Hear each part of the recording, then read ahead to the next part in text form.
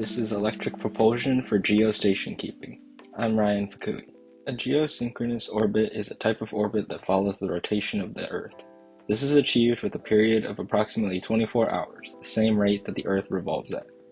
This correlates to a circular orbit with a radius of approximately 35,786 kilometers.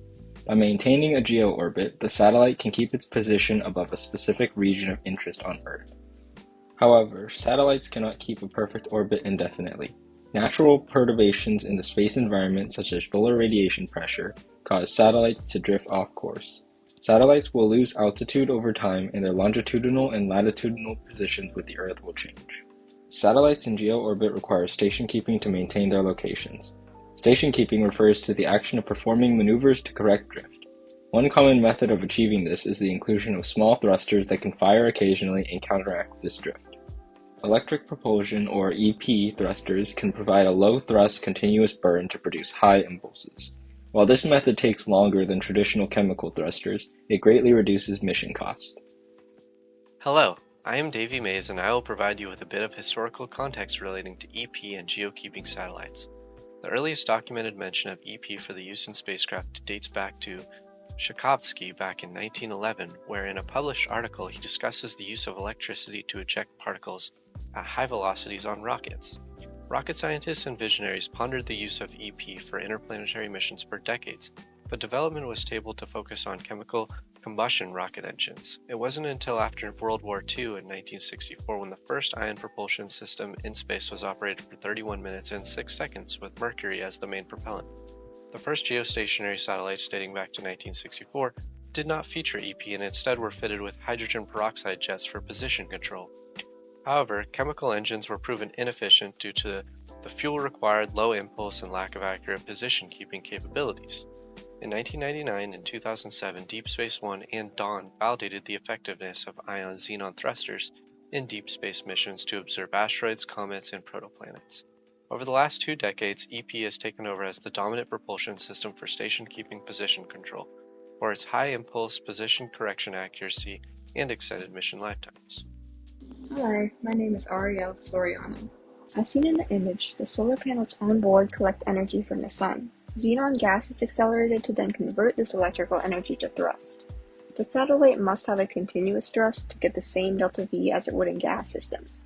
But because impulse is so much higher, there is less propellant. The following video from Georgia Tech gives a brief explanation how they work.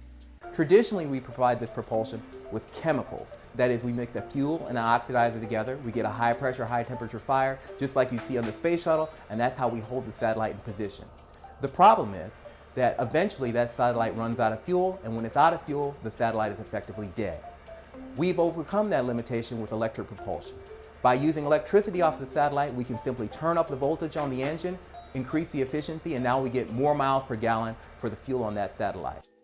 Hi, my name is Andres Pereda, and I will provide information regarding the different types of electric propulsion thrusters, along with some examples of each distinct type. EP thrusters can be broken down into 3 main subcategories: electrothermal, electrostatic, and electromagnetic. Electrothermal thrusters generate thrust by electrically heating a propellant, and then expanding the propellant through a nozzle. Some examples of thrusters that utilize this type of propulsion include resistojets and arc jets. Electrostatic thrusters generate thrust by utilizing electric fields to separate and accelerate the ions within a plasma to put an oppositely charged acceleration plate. Some examples of electrostatic thrusters include ion thrusters and Hall thrusters. Electromagnetic thrusters utilize magnetic fields to accelerate and expel a plasma to generate thrust. Some examples of electromagnetic thrusters include pulsed plasma thrusters, PPT, and magnetoplasma dynamic thrusters, or MPD thrusters. Electric propulsion's benefits include its large impulse, which means less propellant, as compared to chemical systems. These, on the other hand, do have small delta V, but are more costly in terms of propellant. As mentioned earlier, EP systems are treated as continuous burning calculations, while chemical systems are approximated as an instantaneous impulse due to its short burn time. One of the other reasons there has been pushback against EP is that there are greater costs in research and development. Chemical systems, although mass heavy, have been reliable and done time and time again. This chart depicts the thrust versus impulse of different examples of EP and chemical systems. The trend of higher impulse of EP systems overall is evident, with the exception of electrothermal. Hello, my name is Jake Rowan, and I will be talking a bit about the required pointing accuracies for spacecraft in geosynchronous orbits. The requirements for pointing accuracy are largely dependent on the purpose of the mission. For example, a geomilitary GPS satellite would need a higher pointing accuracy than a geo-weather satellite. However, spacecraft in geo orbits generally have high accuracy when compared to spacecraft in low Earth orbit. This is due to the simple fact that angular error gets amplified when the distance between the transmitter and the receiver is greater. One example of required pointing accuracy for a GEO spacecraft is the NASA GEO-ESR weather satellite. According to NASA in an ESA memo, the required pointing accuracy for the satellite, launched in 2016, is 270 microradians with 3 standard deviations per axis. Davey again. The future use of EP on spacecraft missions hopes to further demonstrate the versatility of EP systems on deep space and long-duration missions. For the low-power Hall thrusters, new research and experimentation will attempt to increase efficiency and reliability for use in LEO missions. As for the high-power Hall thrusters, continued development aspires to increase specific impulse and longevity for deep space missions. Pictured on the right is an advanced Electric Propulsion System AEPS Hall thruster developed for the NASA Gateway, a lunar space station to be launched on a future Artemis mission.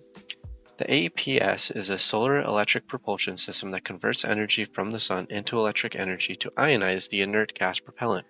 NASA Gateway is scheduled to launch as early as 2025. Hello, my name is Talia McLean. There are various types of EP thrusters, however they all share the aspect of requiring electric power to provide thrust. EP has key advantages that make it more suitable than gas thrusters for geosatellites. First is the ability to achieve higher pointing accuracy with precise control over thrust direction and magnitude. Such precision stems from the ability to finely modulate the magnetic fields and/or electrical power applied to the thruster. A higher pointing accuracy is crucial for geosatellites, which are typically used for sensing and communication purposes. The increased pointing accuracy means the required power and bandwidth are minimized, and signal transmission and reception are optimized by decreasing interference from other satellites. Ultimately, these effects support high data rates and improve the likelihood of overcoming signal attenuation due to weather conditions. The second key advantage is its greater efficiency due to a higher specific impulse, meaning the EP system consumes less fuel to obtain an equivalent thrust as a gas propulsion system. As a result, satellites can increase their mission lifetimes. In addition, these systems enable longer burns, which in conjunction with higher pointing accuracy allows for more precise control over trajectories. This is important for geostation keeping. Finally, the reduction in mass from using an EP system as opposed to a gas system means more weight can be allocated for other equipment, such as communication devices and sensors. There are efforts to continue research and development of EP systems with the goal of increasing efficiency and reliability. Researchers are interested in expanding electropropulsion applications to spacecraft in other orbital regimes.